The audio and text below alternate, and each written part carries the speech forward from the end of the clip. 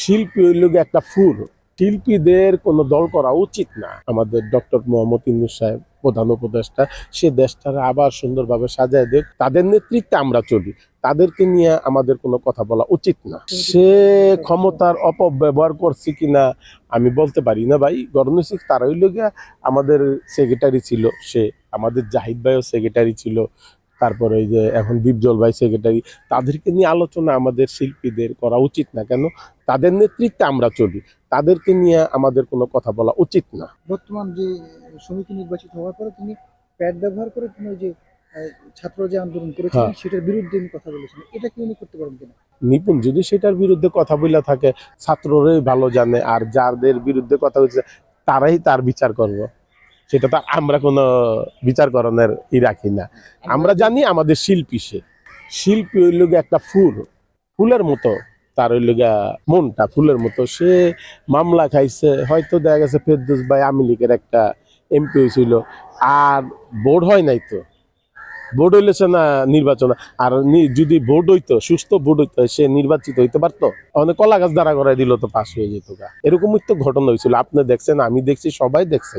এটা একটা গণতন্ত্রটা আবার পূর্ণ উদ্ধার হয়েছে, ফিরাইতেছে গণতন্ত্র। এই যে ফেরদৌস ভাই কন, আপনি রিয়াজ ভাই কন, তাদেরকে তো আমরা অসম্মান করে কথা বলতে পারি না। তারা সিনিয়র লোক, তারা যদি অপকর্ম কইরা থাকে, দলীয়করণের কইরা থাকে, তাদের শাস্তি তারাই পাইবে ভাই। সেটা আমরা বলার কোনো অবকাশ রাখি না ভাই।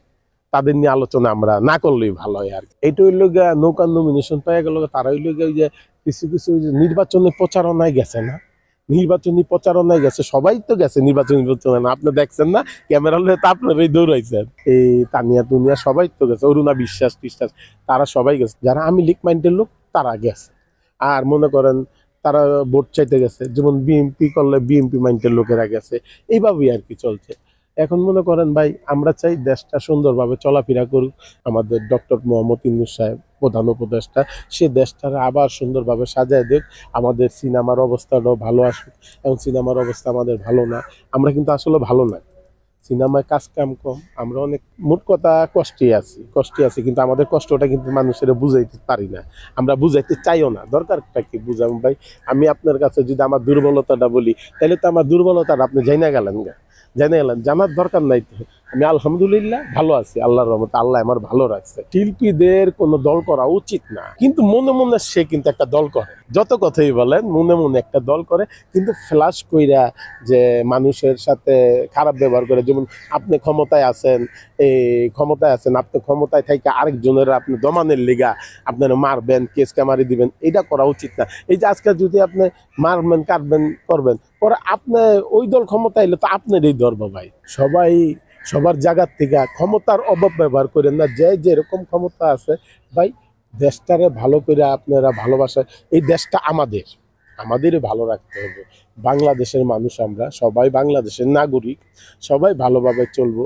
ক্ষমতা থাকলে ক্ষমতার অপব্যবহার না করি ভাই।